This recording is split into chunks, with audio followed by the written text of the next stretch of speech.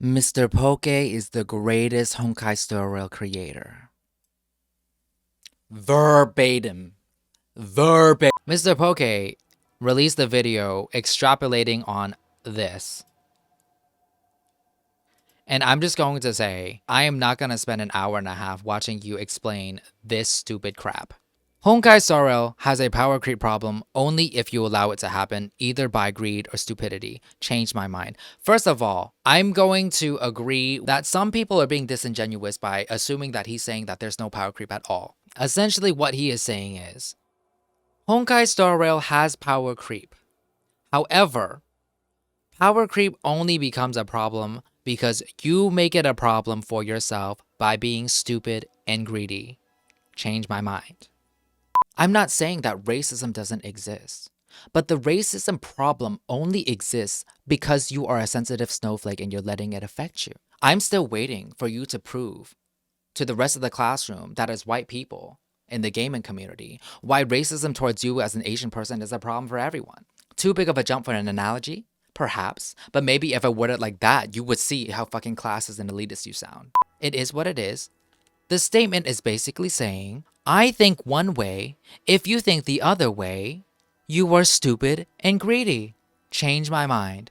And he doubles down on it. Not a single person has changed my mind or proved me wrong. Look, Mr. Pokke, let me paint a picture for you. You are a content creator. The average player goes to you for advice, guidance, or just lives vicariously by watching you play powerful units or play the game well. Most content creators that are successful are people that play the game well. They are way above the average player when it comes to skill level. You, of a higher caliber and skill level, talk down to the average audience, that is whoever's reading this post, and you call them stupid and greedy, and that's why they are struggling with the game, and you expect them to be the ones to change your mind and prove you wrong. In what way do you think talking like this is conducive to sparking a proper discussion about power creep?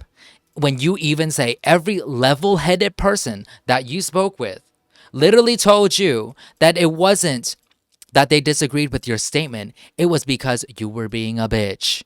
It was because you were being inflammatory that people were responding in kind. Why are you surprised that people are responding like this, telling you to shut the fuck up and posting memes? And then when you start your fucking hour and a half long video, as soon as you get into the fucking first chapter, explaining my statement. So these are the little silly goobers that failed to understand the sentence when it is literally in the first 5 words. Verbatim.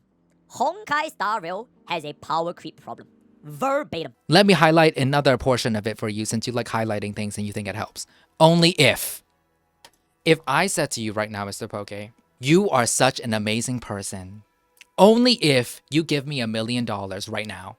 And then someone says, Why are you blackmailing him? I said he was an amazing person. What do you mean? He was an amazing person. what the fuck? What the fuck is your I don't even. That's when I just stopped watching the video. Like I said earlier, you are a content creator. Any morsel of time and money that you put into this game is investing in your business. That's what it is to you. Other people playing this game, the average person that is a free-to-play player, they're gonna have a different threshold of satisfaction or a tolerance for problems in the game than you. You, as a skilled player, talking down to people as if they're stupid and telling the average player, it's a skill issue, bruh. It's not a new take. It's not an innovative take. It's not a creative take. What, I ask, is so brutally truthful and so brutally honest about a skilled gamer telling the average audience that they just need to get good? Let's look at this chart, right? A lot of people are referring to this chart. This is the first MOC that ever got released. This is the last MOC, and these points are showing how high the HP amount of the enemy units are. This is especially high because of the trotter mechanic and where the trotters take away a lot of HP. So we went from a total of 3.6 million HP to about 1, 2, 3, 4, 5, 6, 7, 8 MOCs later, the total went up to 6.2 million. That's about doubling the HP with after 8 cycles of the MOC. And now within the past 1, 2, 3, it went from 6.2 to about almost 11. So almost doubled again within the past 1, 2, 3. This is unprecedented behavior from Honkai Star Rail. So of course, especially free-to-play players are going to be shocked and surprised because all of their units that they pulled for fun maybe they pull for fun and not necessarily for meta, we're still clearing the MOC with 3 stars, and then now all of a sudden they're really feeling the heat. And so of course they're gonna complain about mundane shit like that. Like, oh my god, you know, the units that I pull for are not doing it anymore. You talking down to these people really is just kind of stupid because everything that you say is based on hindsight bias. Everything that you say is based off of knowledge that we already know now. Mr. Pokke loves to say that Honkai Star Rail is Harmony Support Rail. When was the first Harmony unit that came out? 1.6. Every patch is what, 20 days? That means after 1, 2, 3, 4, 5, 6 patches, that's about 4 fucking months of playing this game. You expected nobody to pull anybody right here? Or to only save up for the meta support units? To pull for Hua Hua and Ranmei when they have no DPS on their account? Hey guys, new day, new me. I found this guy's video on my YouTube feed. The state of my F2P account before 3.0. Let us look at an accurate, actual, real representation of an F2P player's account. 1, 2, 3, 4, 5, 6, 7, 8 limited 5-star units. Looks like this guy started playing around or started pooling around Imbiber Lune. 4, 5 DPS units, 2 Harmony units, and 1 Abundance unit. He's talking about how he can only 2-star floor 11 right now. But he's optimistic about it. Okay, he says, well, I have 5 to 6 weeks, so why rush it? Now, I think, in Mr. Pokke's opinion, and all y'all that agree with him, you would say he bricked his account, and that's his fault.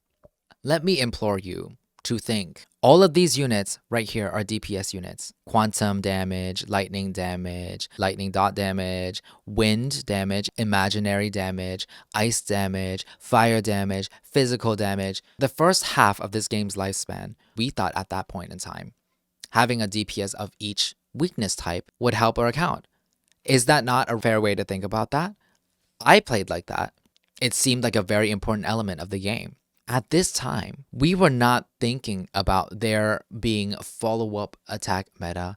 We were not thinking about there being a break meta.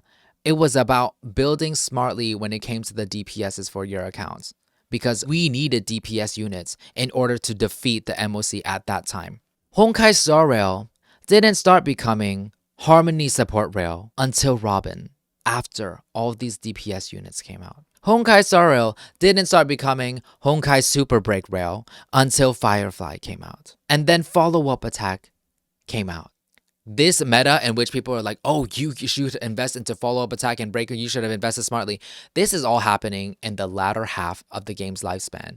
That means if you are a free-to-play player, it's totally possible you spent half or more of your resources on the first half of the game before all of this meta-defining shit started to happen. All of us were making shots in the dark in the first half of the game. It is only now that you guys have the information looking at this entire roster that you guys can say with hindsight bias, these decisions that used to be right are now wrong compared to these decisions, because these decisions are more right. And now power creep wouldn't be a problem for your account based on these new decisions. But these old decisions that used to be right, pulling for Imbiber Lune and Jingliu to destroy everything there was to offer in the game at that time, those are bad decisions, and you should feel bad for bricking your account because you pulled for too many DPSs the first fucking half of the game's lifespan. This is why it sounds so fucking off base and out of touch for somebody that pays to play the game to tell a free-to-play player that has limited resources, that was literally just going on information that you guys as content creators fed to them and told them, oh, you and your fucking Danheng and Biber Lune E2 was fucking zero cycling, whatever the fuck. You're hyping all of these DPS units up, and they pull for these DPS units. You're hyping Acheron up, they pull for Acheron, and all of a sudden, right after Acheron comes Robin and Super Break, and now they're out of resources.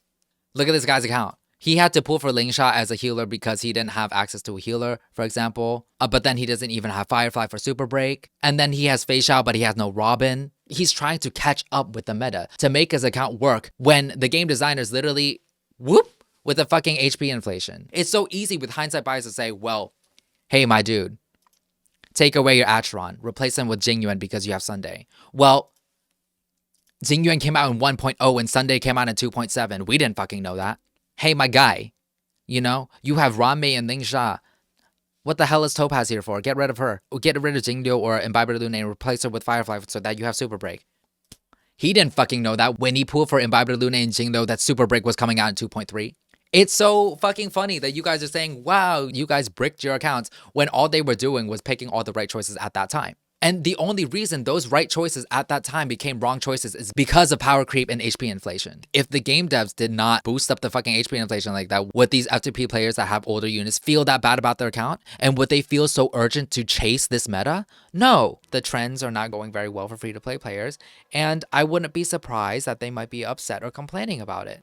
Again, it's a bit out of touch for you as a content creator to literally not be relatable in any way to free-to-play players and then tell people that are free-to-play players that they are playing their account wrong. It's not your lived experience. Is it not fun for you to make your showcases about Imbiber Lune E2? Is it not fun for you to talk about all these new units that you should be pulling? Is it not essentially fun for you to do that content when at the end of the day, your type of content is instilling FOMO into your average player base that is living vicariously through you? And then you're going to tell them, well, not only are you going to have FOMO because you don't get to pull characters that you actually want, you actually also suck at the game because you're greedy and stupid. And you should have been investing into the account to beat the content, like me, because I'm not struggling with power creep. Prove to me how it's a problem for me too. At the end of the day, we're all playing a game that is predicated on a predatory gacha gambling system. A lot of people are just gonna get very bad luck and they're not gonna feel very good about the game. And the last thing they need is for someone that literally is incentivized to pay to play the game, tell them that their free-to-play account is bricked because they're greedy and stupid. You going onto Twitter and making this pompous statement and then getting surprised that you're getting backlash, and then going to YouTube to make a hour-and-a-half long video explaining why you got into drama that you started yourself is so fucking stupid. Maybe you're the one that's stupid. Or socially inept, whatever it might be.